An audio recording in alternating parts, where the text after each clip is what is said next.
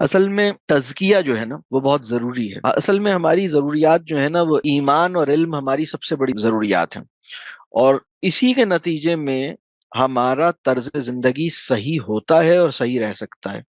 دیہاتی فضا میں ہوا یہ کہ چونکہ وہ ابھی ماڈرنائز نہیں ہوئے ہیں، یا خیر پاکستان کے دیہات تو اب تقریباً ماڈرنائز ہو گئے ہیں. پاکستان میں ایسا گاؤں جہاں شہری اثرات نہ ہوں بہت مشکل سے ملے گا، بہت ریموٹ ایریاز میں ملے گا. زیادہ تر تو وہاں ساری چیزیں مطلب ایکسیسو اسکرین یوز ہو رہی ہے، ساری چیزیں ان کا جو اپنا طرز زندگی بھی بگڑ گیا ہے، راتوں کو جاگ رہے ہیں، شور شرابہ، وہی اسی طرح تقریبات، کانسرٹس، بہت ساری ایسی چیزیں ہو رہی ہیں. مطلب شادی بیاہ بھی ان کے بہت پرتکلف ہو گئے ہیں. تو اصل میں اگر ان کو علم نافع ملتا، ان کے ایمان پہ کام ہوتا اور تزکیہ ہوتا، تو جو طرز زندگی انہیں پیچھے سے ملا تھا وہ کنٹینیو رہتا، اور اس طرز زندگی اس کے ریشنل سمجھ میں آتے کہ اچھا ہمارے باپ دادا اگر اس طریقے سے رہ رہے تھے، ہم کچے مکانوں میں رہتے تھے، تو کچے مکانوں کا یہ فائدہ ہے. انہیں پتہ ہی نہیں کچے مکانوں کا کیا فائدہ ہے. انہوں نے پکے مکان شہروں میں دیکھے، انہوں نے کہا ارے یہ تو پکے مکان ہم بنوا لیتے ہیں.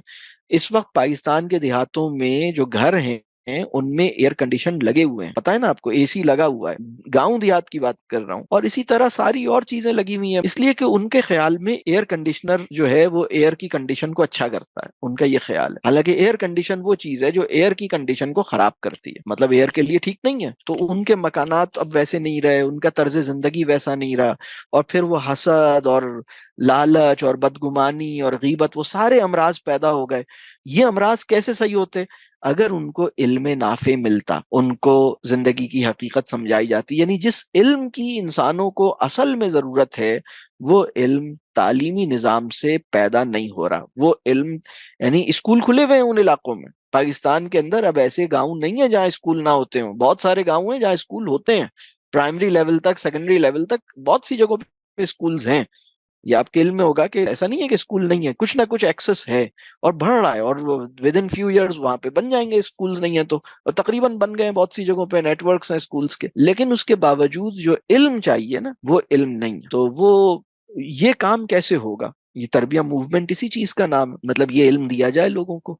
اگر یہ تربیہ موومنٹ کی جو پوری آئیڈیالوجی ان گاؤں دیہاتوں میں پہنچے اور ان گاؤں کے لوگوں کو جمع کریں اور انہیں بتائیں کہ دیکھو یہ جو سادہ زندگی ہے اس کے کیا فائدے ہیں اور شہری زندگی کے کیا نقصانات، یہ بتایا جائے، تاکہ وہ شہر کو حسرت سے دیکھنے کی بجائے اپنی زندگی کو شکر کے ساتھ دیکھیں، بجائے اس کے کہ شہر کو حسرت کے ساتھ دیکھیں. اور لالچ اور وہ جو کمپٹیشن اور وہ پیسہ کمانے کی دوڑ وہ وہاں پر بھی شروع ہو گئی ہے. بہت سے دیہاتوں میں لوگ جو ہیں وہ پیسے کی خاطر اپنی زمینیں چھوڑ کر شہر یا ملک سے باہر جا رہے ہیں. پاکستان میں بعض دیہات ایسے ہیں جہاں آپ کو مرد نہیں ملیں گے، ڈھونڈے بہت کم ملیں گے. پتہ لگے گا کہاں گئے بھائی آپ کے گاؤں کے مرد، پتہ لگے گا سارے شہر میں ہوتے ہیں.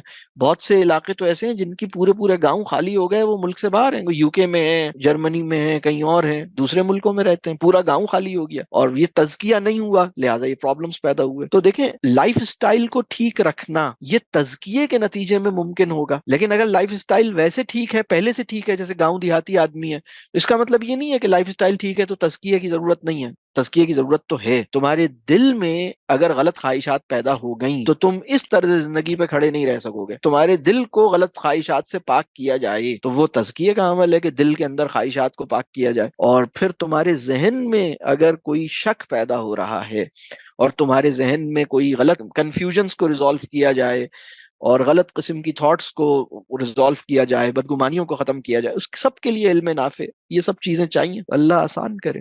ایک شعر ہے جس کا میں چاہ رہی تھی کہ آپ تھوڑا سا مفہوم واضح کریں. تو علامہ اقبال نے فلسطین کو، شام کو اور افغانستان کو بہت زیادہ اپنی شاعری میں پرومیننٹ کیا ہے نا. تو ایک شعر ہے نا، ہے خاک فلسطین پہ یہودی کا اگر حق، ہسپانیہ پر حق کیوں نہیں ہے اہل عرب کا. تو آپ اس کی کچھ وضاحت کریں.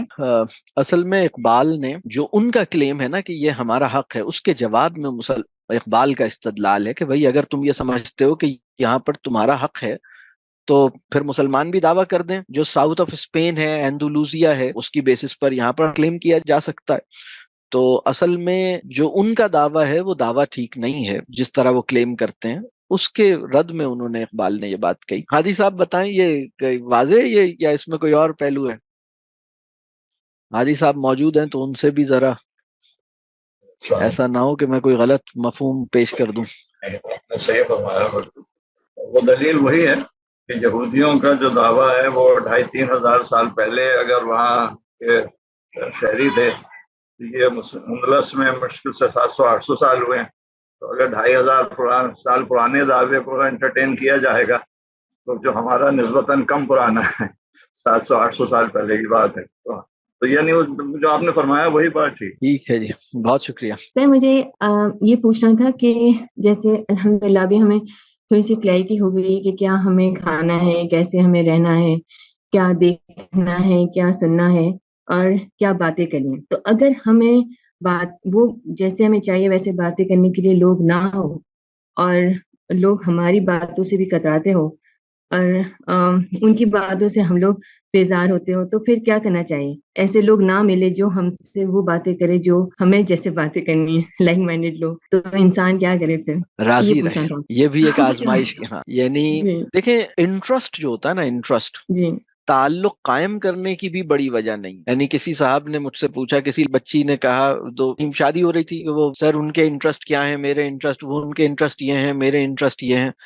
تو وہ شادی کرنے سے پہلے جیسے انٹرسٹ ڈھونڈ رہے تھے. میں نے کہا انٹرسٹ کی بیسس پہ شادی نہیں ہوتی, کہ تمہارے انٹرسٹ والا آدمی ہوگا, تمہیں بیڈمنٹن کھیلنا پسند ہے, اسے بیڈمنٹن نہیں پسند, اسے فٹ بال پسند ہے, تمہیں ناولز پسند ہیں, وہ فکشن ریڈنگ نہیں پسند کرتا, یا تم کرتے ہو وہ نہیں کرتی. اس قسم کی جو چیزیں ہیں نا, انٹرسٹ کی بیسس پر ریلیشن شپ اسٹیبلش بھی نہیں کیا جاتا. انٹرسٹ کی بیسس پر ریلیشن شپ توڑنا تو دور کی بات ہے. میں یہ والی بات عرض کر رہا ہوں. دوسری بات یہ کہ یہ بس یہ آزمائش ہوتی ہے, امتحان ہوتا ہے. بہت سارے لوگ ایسے ہوتے ہیں ہمارے گھر میں بڑے ہیں, اگر آپ کا انٹرسٹ ان سے میچ کرتا بھی ہے, اب اگر ان کی ایج زیادہ ہو گئی ہے تو اس بات کا امکان ہے کہ بھائی ان کے ٹیمپرامنٹ کے ایشوز بھی ہو سکتا ہے پیدا ہو گئے ہوں, آپ ان کے ساتھ بیٹھے ہیں, کچھ ٹیمپرامنٹ کے چیلنجز بھی ہیں, وہ بات کا برا بھی مان لیتے ہیں, باوجود اس کے کہ وہ آپ کی باتوں سے اتفاق کرتے ہیں. تو بس آپ لے کے چلیں, اور لائک مائنڈڈ لوگ جو ہیں وہ ان کے ساتھ بھی جیسے آپ کی بنتی رہے گی, بات چیت رہے گی, تو انشاءاللہ وہ بہتر ہوگا. مطلب کرتے رہیں.